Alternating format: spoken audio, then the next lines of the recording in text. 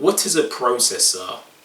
A processor, also known as a central processing unit or CPU, is a circuit board that performs logic and calculations.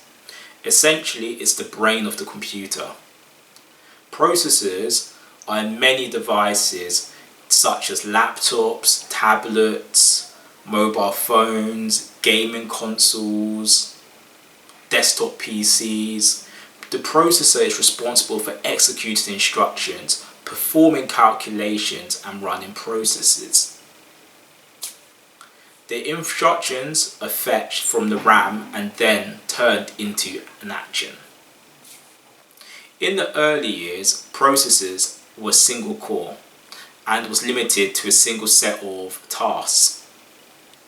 Today, multi-core processors are capable of running multiple processes at the same time and thus increasing the performance when multitasking or in supported applications.